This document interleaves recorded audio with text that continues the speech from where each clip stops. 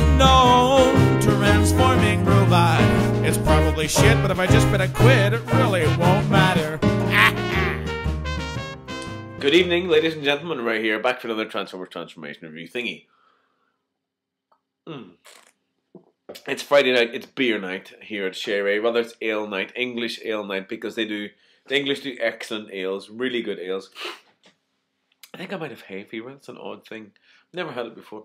So, tonight I'm talking about Nemesis. The idea of the Nemesis bot. Essentially Nemesis Breaker, but also other Nemesis bots. Well, actually I'm going to talk about them. What I'm going to do is I'm going to show you some plastic with the name Nemesis tagged onto it. As far as talking about bots in that respect, you know, BG and the rest. George, would you mind awfully doing... I've just had a thought, just an idea. I go off at tangents and I ramble a lot, but that's just my thing.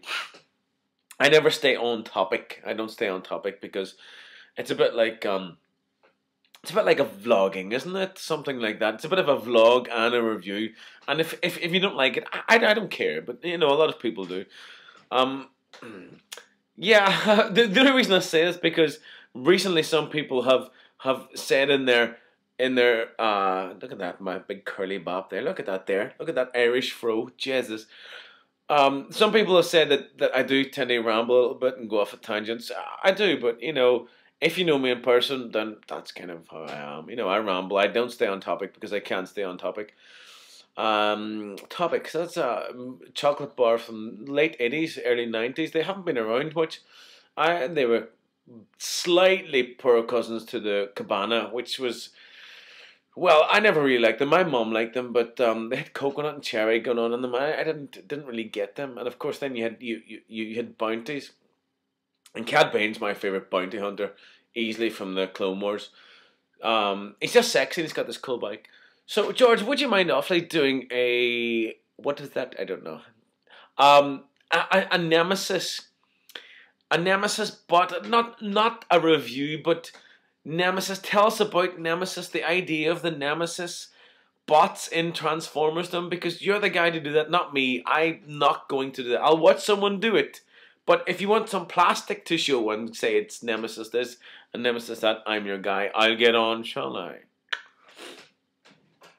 The first one I want to show you is Nemesis Striker. Now, I'm getting to Nemesis Breaker, the Cybertron repaint of Leo Breaker or Leo Jack, whatever you like. Nemesis Breaker. Now, this is Nemesis Striker. Not Nemesis colors, because we know what Nemesis colors are. Nemesis colors are these. We have black and silver and turquoise. This is, of course, Nemesis Leo Prime. Or is that... He's not called that. He might be called... Doesn't matter. He's Nemesis Leo Prime in my book and a lot of other people's books. So you need black, silver, grey, turquoise. Must be kind of turquoise. Where else am I going next? Yes, I'm going here. And then we have Scourge, who is, of course, a Nemesis Prime. This is Scourge. This is the Robots in Disguise. I have this guy mint in box. It's nice. He's a nice thing. He's a lovely thing to have. Here we have, again, the black, the silver, the grey, the turquoise, and ruby windows. Look at his ruby windows. He's got fucking ruby windows. And a sword. He's got a sword. Oh! And another Nemesis. This is indeed Nemesis, because you just don't transform him. He's fucking.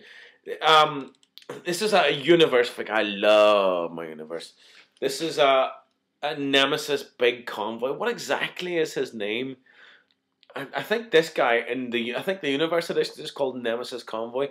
Don't quote me. But again, we've got black, silver, turquoise, and we've got ruby, but the addition of this ivory color, which works really well because he's a mammoth. He's a nice big thing. This guy is the epitome of shell former. I'm going to say shell former, shelf warmer, shell former, different things. You do the math. He's a nightmare to transform. He's a fucking nightmare to transform, and he has some brittle areas, very brittle areas. This is a brittle area. Oh, it's staying on. I'll just leave it. This arm, you see this plastic? This red clear plastic? I find any plastic that's clear is exceptionally brittle and is really prone to breaking. That has broken, and I have glued it Haven't I? Yes. Ooh, it's staying on. I'm not going to touch it in case it comes off. Now, on to the main thing. Now, why have I done this one? Probably because he's easy to transform. Although, not really. No, I'm not being that lazy. But I am having a bit of a Cybertron moment. And do you know the way now and again, ladies and gentlemen, whenever you're home of an evening and Watchdog is over and Nicholas Parsons is no longer on the television, you just kind of get tangent. You just kind of get into the mood to pick up a bot. And for the longest time, this is the guy who doesn't like movie bots. I had a big box of movie bots sitting beside the sofa until today because I moved them. And now and again, every night, well, not now and again, every night I would pick up 2 or 3 and give them a little go. Haven't warmed to them. But why those? Why those? I don't know. Something, tell me about your mother. I'm not sure why. But this guy is a very nice Nemesis. The interesting thing about Nemesis is that Nemesises tend to be limited to convoys and primes. You have Nemesis Convoy, Nemesis Prime. So you have an Optimus Prime, or its variant, a Convoy, being painted to a Nemesis. So he's just given a black, silver, turquoise, and ruby red color scheme. And that's when we see the moniker Nemesis appearing. Unlike Nemesis Striker. Nemesis Striker, not in my opinion, in my limited capacity to research, she is the only one that I found that bears the name Nemesis that does not have Nemesis colors, right? This is the only Nemesis Leo Breaker that I can find that has Nemesis colors but is not a repaint of a Prime or a Convoy. You see, where's the fucking thing now? I need to find the Cyberplanet key. There it is.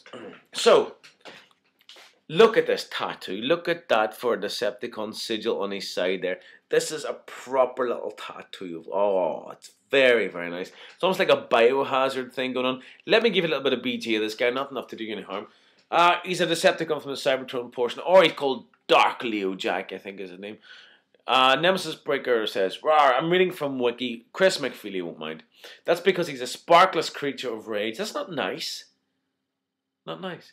Seemingly nothing more than a physical manifestation of Megatron's power and hatred, as well as Leo Breaker's jealousy over Prime's usage of Wing Saber as his new power mushroom. That's definitely not official canon. Definitely isn't.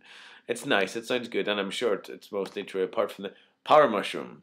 A few of those grow in the garden, but leave them well alone. Eat them. This is a lovely bot. He has a gimmick. It's so cool. You see, there's a little portion on his head, this little witch turquoise, but you press it down and you get a nice little sound clip of a rawr, which is good, and his mouth will open. I say his mouth will open. His mouth will move about 2 or 3 millimeters, and that's about it. And I will show you that right now. It sounds fine, but it doesn't look very impressive. You see that movement? Look at that for a movement, in case you missed it. Oh, yes. There's a good 2 or 3 millimeters going on there. Nemesis colors, yes. We've got silver, we have turquoise, we have grey, black, and we have this ruby color now and again. He's not a triple changer, but he has a power-up mode for Megatron, or the Galvatron. I'm looking forward to getting my Cybertron Galvatron. I haven't forgotten. I shall see you at Auto Assembly 2012, and I shall sing you your song. Now, he's quite posable. I say quite posable. The head's not going to move. He's a big solid bit of plastic. The last really good plastic we had was at Cybertron. Big chunky bits of plastic. I go on about plastic because I like plastic. That's one of the things that I like, as well as tangents and waffling. Very, very nice thing. You can straighten up his legs, but then legs are too tall. It doesn't look so good. Looks like he's got a frozen shoulder. Poor guy. There is some, twisty movement going on here, and there's some of this kind of movement going on here, but that applies more to his robot mode. Take his tail off. You can see, what do you think that's going to become? It's not a flexible drinking straw, for those of you who think. This is a fine little thing. Like a lot of these guys that are lion formers, you just basically stand them up. But there's a very interesting bit of transformation that goes on at the waist involving flaps, ladies and gentlemen. Very interesting bit of transformation. Loosen that up. Look at all this stuff here. You don't see this thing happening often in Transformers. Look at that. Look at that. It's just a interesting big bit of plastic on top of another big bit of plastic. And the one goes directly onto the other. Bada bing, bada boom. And that's it, more or less. Now you look at the back. What's that? I shall tell you presently. Now let's give him some arms, hands. What you do, you take the lion's paws. Very nice. What you do, you pull out some little thumbs that were secreted before. And that's fine, because that's all that a bot needs sometimes. You just need to give him a set of opposable thumbs. And that's not bad. Look at that. Now, where's his head? This guy's head sculpt is, I really like it. And I love the head reveal. Now, that's almost like a Gerwalker mode or something, isn't it?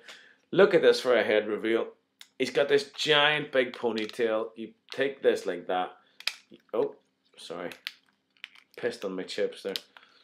And you pull this section back and you just reveal his head. Very nice. Have a look at that. That's Nemesis Breaker. Nice bot. And again, the thing will work, but he says the same thing. He just roars. His eyes don't light up or anything, but he's got nice ruby red eyes already. Slightly awkward, ungainly bot. Stands pretty fine. He is top heavy, but he's just slightly disproportionate. You know, not everything looks really fine. And his feet are some odd high heel, some kinky fetish stiletto he's got going on there. Now you can take again his plastic drinking straw. No, whip. And you can put it into his hand here like this. There's post and port. Post and port. Put it into his hand. Bob's your uncle, Fanny's your auntie. There you go, like that. That's enough for me. Now, he is a repaint of Leo Breaker, who was just the Cybertron Jungle Planet guy, and it was nice. I don't actually have that, but I've got this guy. I'd rather have this guy. Then he was repainted into Razor Claw and Leo Prime, and they're both quite desirable indeed. Now, what you can do with this guy, as if it wasn't enough, you can do this. Take the beautiful Cybertron Megatron, the beautiful Cybertron. I love this Megatron. Absolutely love this Megatron. It was interesting when I was first getting into Transformers again properly. This Megatron was one of the first scores of my kind of renaissance, if you like. And where are we going here? Yeah. And I seen him often enough in Toys R Us, and I just kept poo-pooing him, and I wasn't massively interested. I think it's because, I mean, I had the Prime previously, and I was really enamored with the Prime, very, very excited with the Prime. And then I seen this Megatron, and I thought, yeah, well, he doesn't really change into a gun or a tank or anything like that. And I thought, it's not really a triple changer, because he doesn't really have a third mode. He's got this kind of odd Batmobile mode, and then there was a drought. I say drought. I'm not talking about a water shortage. I'm talking about a bot shortage. And that Megatron was there in the shops, and about the only one that I didn't have at the time, so I got him. And it was then I realized that for the longest time I had passed up on one of my favorite bots. Not even one of my favorite Megatrons, one of my favorite bots. He's an absolute joy. So that's what we do. You basically turn the arm like that into that. It becomes a giant port, as you can see. Becomes a giant port for that little bit that I showed you earlier. And what happens, we give him a Savage Claw mode. And basically what we do, if I can remember, it's not rocket surgery, put his little head away, and the Leo Breaker transformation is the same. Here's an interesting thing. They come off. His forearms just come off. And as a Transformers fan, in the early stages of my Transformers renaissance, it took me a little while to get used to the idea of taking bits off a bot. That is, it being a part former. And he isn't really a part former as such, this guy. Not like R.I.D. Ultra Magnus, who just, you know, he really is, he is the epitome of a part former. If I can remember how to do this rightly. But because he stays together completely for his bot mode and his alt mode. And then this is an additional mode. So I can get behind stuff coming off for an additional mode, only for that reason. And what happens next? Now, we basically fold these things out of the way. Like, we're going to go like this, I think. Let me see if that's right, yeah. Like that. That goes like that. And we just kind of really fold his feet up again.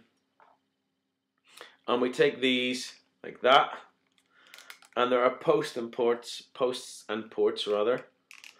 And now what you gotta do, and what I didn't do in his robot mode, because I like to say it doesn't really work for his robot mode for me, although it is an official version of his robot mode, you take the Cyberplanet key now, and you put it into these ports at the side, and these big, odd, grey claws go all the way forward. It looks odd in his lion mode when you do it. It looks odd in his bot mode when you do it, but it looks fine whenever you take this Megatron, and you see there's a giant big square post, there's a giant big square port, and you put that bad boy in there. Oh, and it falls off. Now it will actually stay on. It does stay on there, doesn't it? Yes. So this is Megatron with his Savage Claw mode. Want to fall off at the... There he is. Now, it's a giant arm. It's absolutely huge. But if Optimus Prime from the Cybertron continuity is going to have a relation with a Leo Breaker and a Wing Saber, then it's very right and proper that Megatron should also get a little bit of action, a little bit of combination action. And once he's in this mode, this arm will move. You can even bend it. It's got pretty much as much posability as the average arm does. Then you can do all kinds of things with a Savage arm. You can open them up like that and give him this double claw thing, and he almost looks like he's got 3 arms. And it's cool. Now, I know it looks a bit odd, and it looks a bit naff, and it looks a bit ungainly. Oh, there's Megatron having a little moment there. But what big bots aren't ungainly at some point? It's fine. As Transformers fans, there are certain things that you can overlook. There's certain things you need to overlook if you really want to appreciate the plastic a lot. And I can overlook that. He looks great in this mode. He's got a Nemesis breaker attached to his arm, and he looks ridiculous and fantastic all at once. And believe me, it's going to stay in there. So, I've shown you a few Nemesis tonight. I don't know what the collective noun is. All of them are lovely. It's one of the best paint schemes ever. Now, last thing before I go is I want to show you a bot that I want painted, that I really want to see painted as a Nemesis. Now, it's normally primes and convoys, and indeed I have selected a prime. This is a guy that I really want to see above all other primes that exist in Nemesis colors. And this is, this is Universe Optimus Prime, or Beast Wars Optimus Prime. I think this guy in those colors would look absolutely stunning. Has anybody done it? Can anybody send me a link? Has anybody got one that they'd like to give me? Love it. Ladies and gentlemen, good night. Now that's what I call a robot in disguise.